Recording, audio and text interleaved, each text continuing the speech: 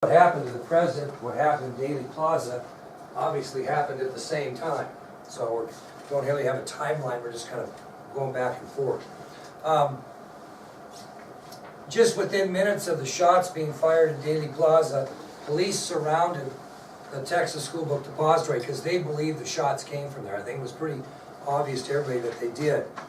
And on the 6th floor of the depository, a Dallas deputy sheriff by the name of Luke Mooney discovered a sniper's post at the window on the southeast corner of the depository, and you saw pictures of that. And when Deputy Sheriff Mooney discovered these several cartons of books stacked up, they were obviously used to provide a rest for that rifle, and sitting on top of one of the cartons used for the rifle rest was a half-eaten piece of chicken. So Oswald was actually kind of having lunch, so to speak, prior to shooting the president. The sniper's post was approximately 88 yards from the presidential limousine when President Kennedy was hit, and it was Deputy Sheriff Luke Mooney who discovered the 3 spent shell casings by those boxes. Okay? Well, at 12:58 p.m., and this is an important name to remember, Dallas Police Captain John Will Fritz arrived at the steps of the Texas School Book Depository, and at this point, Deputy Sheriff Mooney hung his head out the 6th floor window and signaled to Captain Fritz and to Dallas County Sheriff Bill Decker. Now, you remember Decker was one of the ones in the lead car. He signaled for him to come up.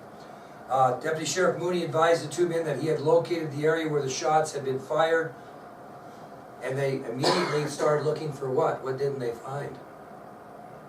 A weapon. They haven't found a weapon, they found the 3 spent shell casings. Well, at 1:22 p.m., clear across the room of the 6th floor, police officer Eugene Boone found the rifle. And the rifle was an Italian-made 6.5 millimeter Mannlicher Carcano. It was an Italian weapon that was used in World War II, and they became readily available for people to buy, believe it or not, in the mail. You could order them in the mail during that time and have them delivered to you. And we'll talk more about that a little bit later. Well, after the rifle was found, Police Lieutenant J.C. Day, they summoned him to the 6th floor, and this is the 3 things he did when he arrived on the 6th floor. He photographed the rifle, he noted its serial number, and I have it on that sheet, your second sheet, or third sheet has a picture of the rifle, and he noted its serial number, which was C-22766. And then he scratched his name on the stock, which was pretty much standard police procedure for marking evidence. They'd either scratch in their name or they'd scratch in their initials. Okay? Well, the next thing the Dallas police did is they took an inventory of employees that were currently working at the Texas School Book Depository, and after their count was completed, only 1 employee was missing, and his name was Lee Harvey Oswald. He was the only employee that was missing from the warehouse after the assassination. Well, soon afterwards, the Dallas Police Department obtained a description of Oswald,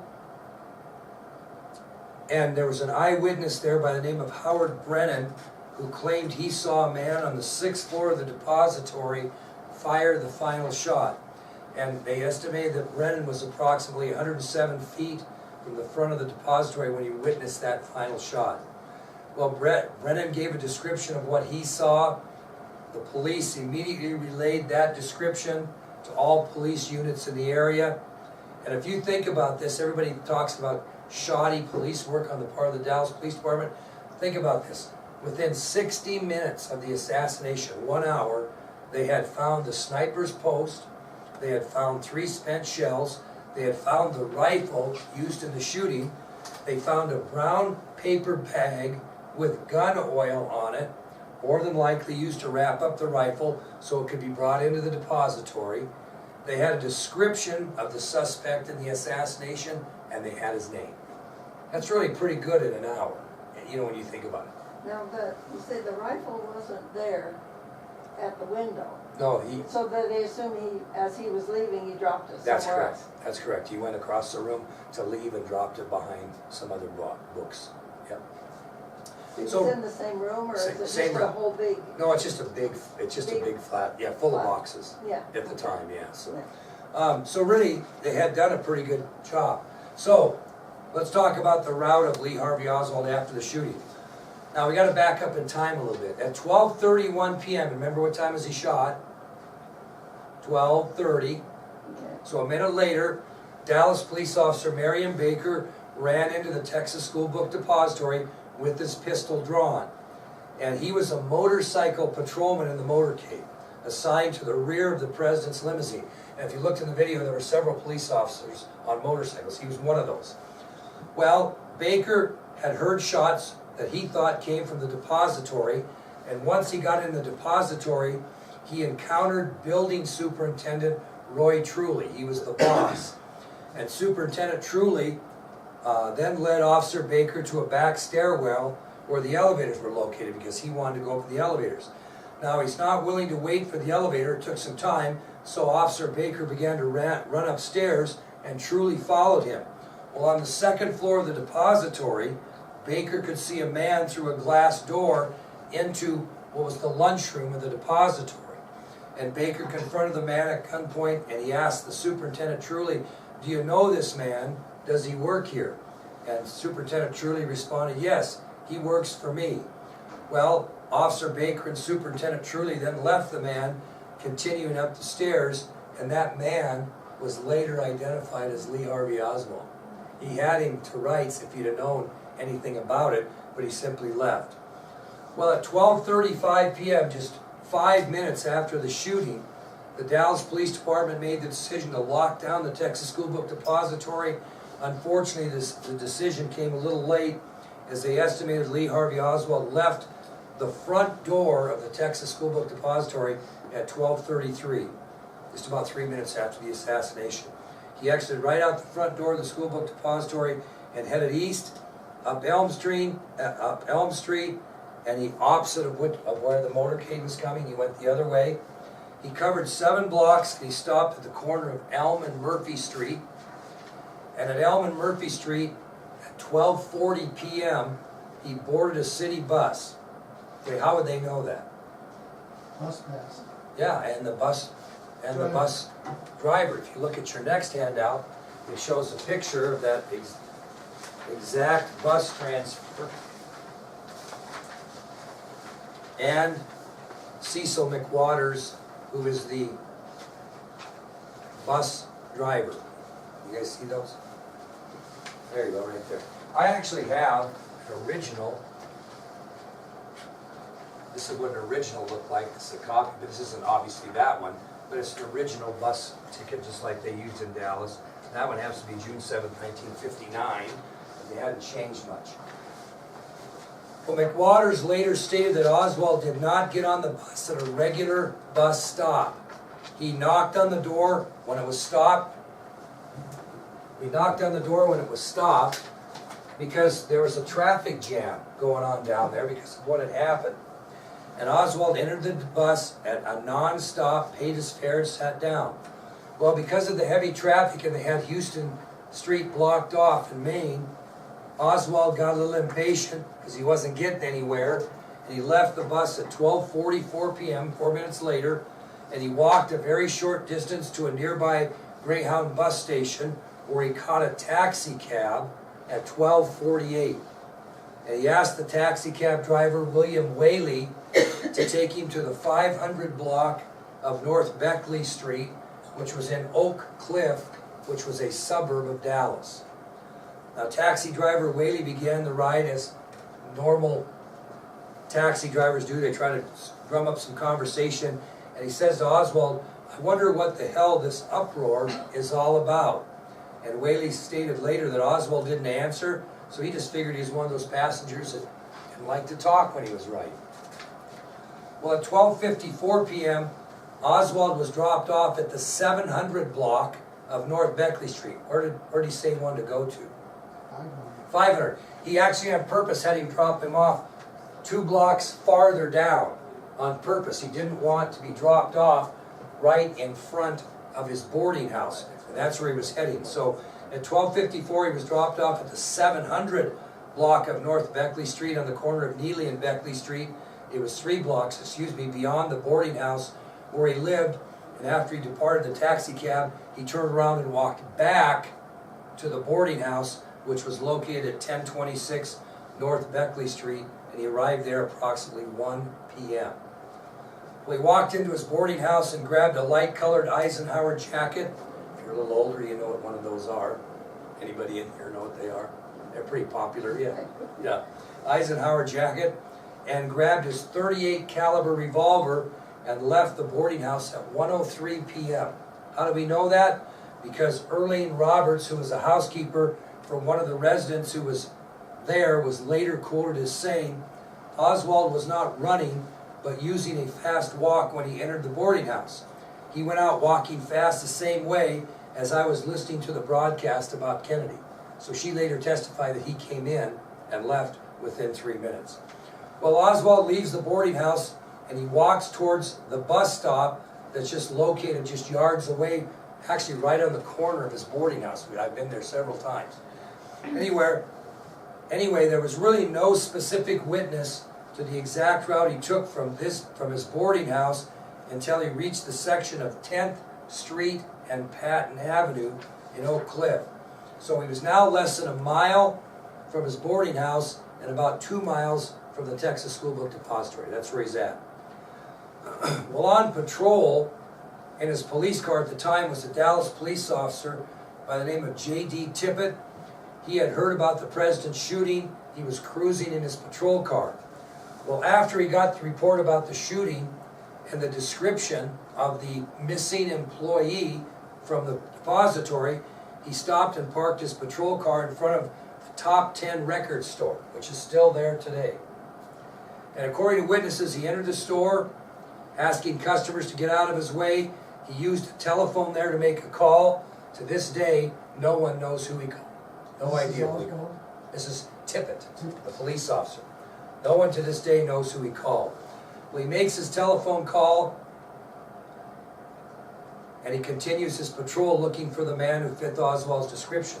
Now, if you look in your handouts, I have a really old-fashioned, put-together map you might want to just kind of put out in front of you here, because it's kind of show you kind of what's going on.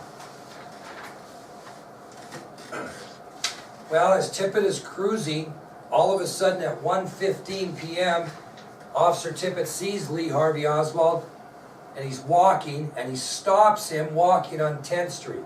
And I think you can see on the map up here where you can see that he's walking. Originally, I want you to know that he's walking this way, okay?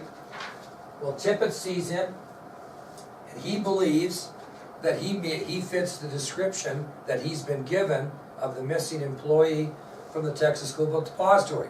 So he stops his patrol car and beckons Oswald to come to his vehicle. Oswald complied with the officer's request. He actually walked over to the car's parked this way. This is the front. Oswald walks over and he leans in the passenger side window and talks to Tippett. Okay? Well, Officer Tippett then asked him to show some identification. He steps out of the car. He's expecting Oswald to come around and show him his identification. He's going to walk around the front of the vehicle to confront Oswald. And as Tippett walks around his vehicle, Oswald pulls out that .38 caliber revolver and shoots him 3 times in the chest. And once he's on the ground, actually hits him once in the chest and twice in the stomach, but the body. Once he was on the ground, Oswald circled to the front of the patrol car and fired a final shot right into his temple, killing him instantly.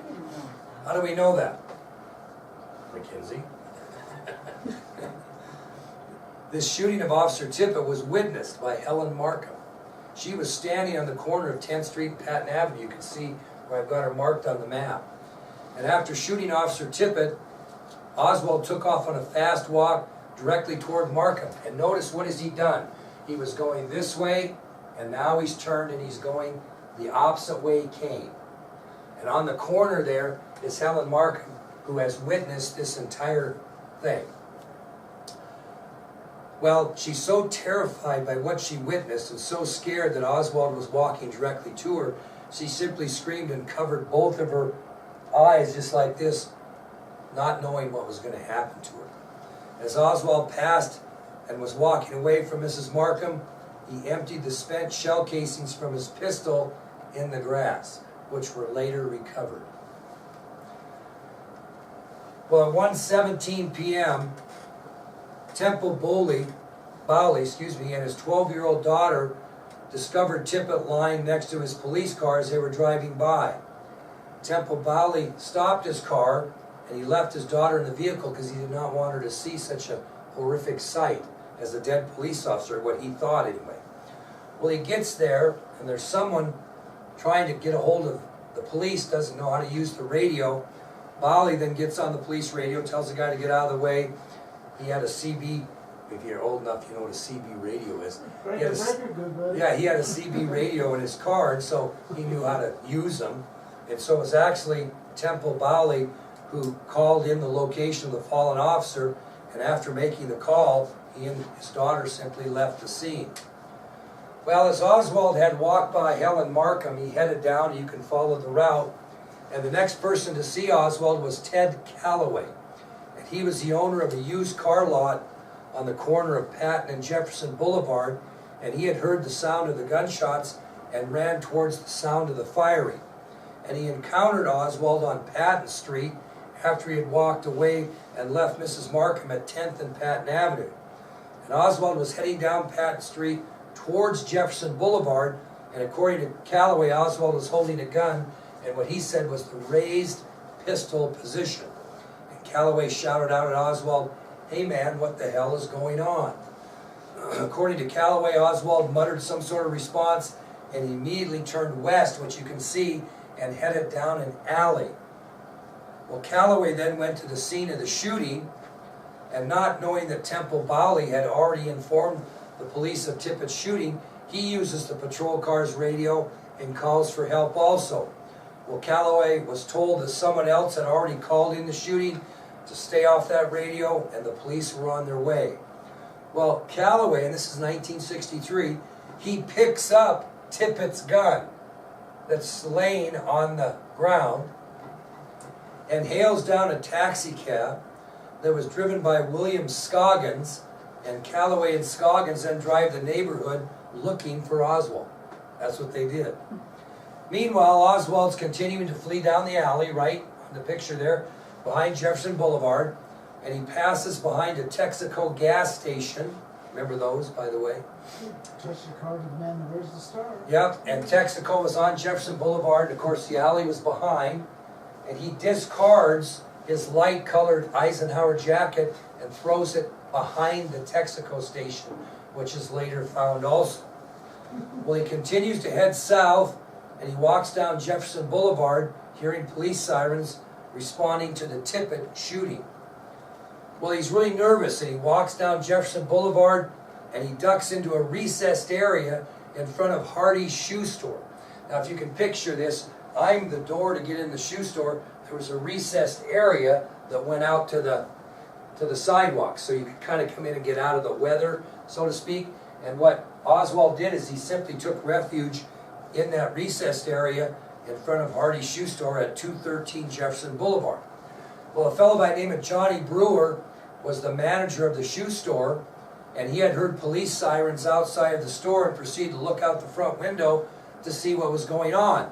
And as he looked out the window, he sees Oswald standing in that recessed area outside the storefront, and he was later quoted as saying about Oswald, quote, "He looked scared and his shirt tail was not tucked in, as if he had been running." Well, Brewer watches Oswald, knowing that he isn't there to buy shoes. And Oswald leaves that store entrance area, and he turns right and he heads down Jefferson Boulevard towards the Texas Theater. And at 1:40 p.m., Brewer steps out of his store and is watching Oswald, and he follows Oswald and watches Oswald enter the theater, and he walks right past the ticket booth without paying for a ticket. Well, the Texas Theater was showing a double feature that day entitled War is Hell and Cry of Battle. There's a reproduction of the poster that was in the Texas Theater right there, back behind the camera there. That was what the poster was. It's kind of interesting. The movie War is Hell was a Korean War drama that starred an actor by the name of Baines Barron, and ironically, actor Barron had the same birthday as President Kennedy, May 29, 1970. Anyway, at the theater, Brewer goes up to cashier Julia Postal and asks if she sold a ticket to the man who had just entered the theater. And she said she had not sold him a ticket because she had left the ticket booth and was standing on the curb in front of the theater seeing what was going on with the police sirens. She walked out there and never saw him duck in. Well, Oswald enters the theater and he walks right by Warren Butch Burroughs, who was stalking the candy shop. Burroughs never sees him. And after her conversation with Johnny Brewer, Postal decides to call the police and gave them Brewer's description of the man who entered the theater, because obviously she did not see him. Well, police immediately responded to Postal's call, because who did the description match? Be careful here. Who did her description match? The person that killed President Kennedy? No, the person that killed Officer Tippit. They don't even know they're one and the same at this point. So Julia Postal gives them this description. They think this is the man who killed Officer Tippit.